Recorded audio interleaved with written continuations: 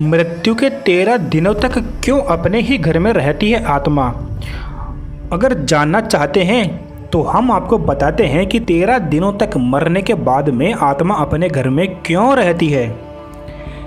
जिस तरह जीवन एक सत्य है, ठीक प्रत्येक व्यक्ति को ये भली भांति पता है कि मृत्यु भी एक ऐसा सत्य है जिसे कोई कितना मर्जी झुठला दे, परंतु इसे बदला नहीं जा सकता।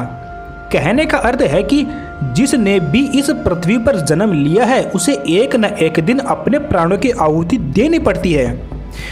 इस बारे में हम में से बहुत से लोगों ने कई बार अपने बड़े बुजुर्गों से कहते हुए सुना होगा कि मृत्यु के बाद मनुष्य शरीर की आत्मा 13 दिनों तक अपने घर में रहती है। मगर ऐसा क्यों?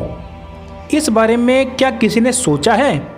अगर नहीं तो चलिए आज आपको इससे संबंधित जानकारी बताते हैं और जानते हैं कि आखिर क्यों मृतक शरीर की आत्मा 13 दिनों तक अपने घर में भटकती रहती। साथ ही साथ ये भी बताएंगे कि 13 दिनों तक मृतक के नाम का पिंडदान क्यों किया जाता है।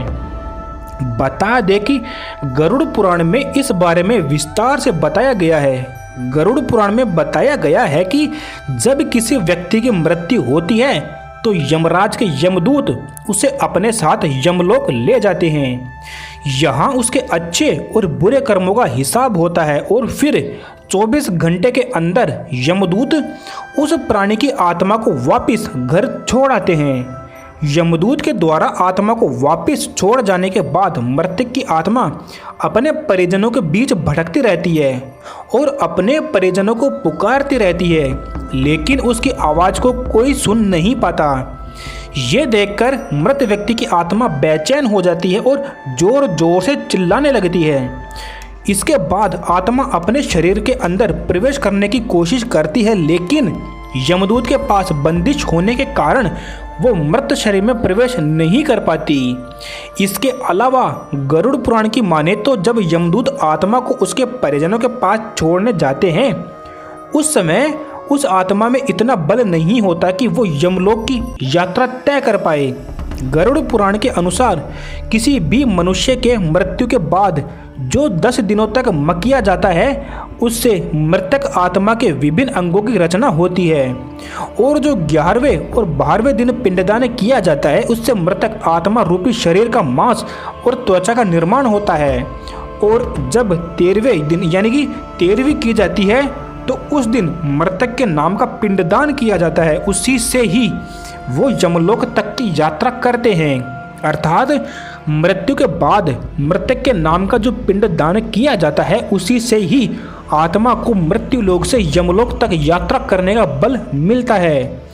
इसलिए ही गरुड़ पुराण में बताया गया है कि जब किसी मनुष्य की मृत्यु हो जाती है तो उसकी आत्मा 13 दिनों तक अपने परिजनों के पास में घर में भटकती रहती है और उसकी आत्मा मृत्यु लोक से यमलोक की ओर निकल पड़ती है, जिसे पूरा करने के लिए उसे 12 महीने यानी कि 1 साल का वक्त लगता है। इतना ही नहीं, मान्यता के अनुसार 13 दिनों तक मृतक के नाम का किया गया पिंडदान उसके 1 वर्ष के भोजन के समान होता है।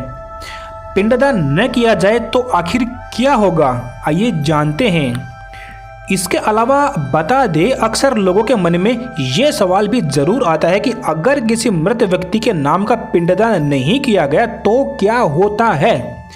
तो दोस्तों आपको बता दे कि इसका भी वर्णन गरुड़ पुराण में किया गया है। जी हाँ, जिस मृतक व्यक्ति का पिंडदान नहीं किया जाता यमदूत उसे 13वीं के दिन जबरदस्ती घसीटते हुए यमलोक की ओर ले जाते हैं और मृतक व्यक्ति की आत्मा को इस दौरान काफ़ी ज़्यादा कष्ट उठाना पड़ता है।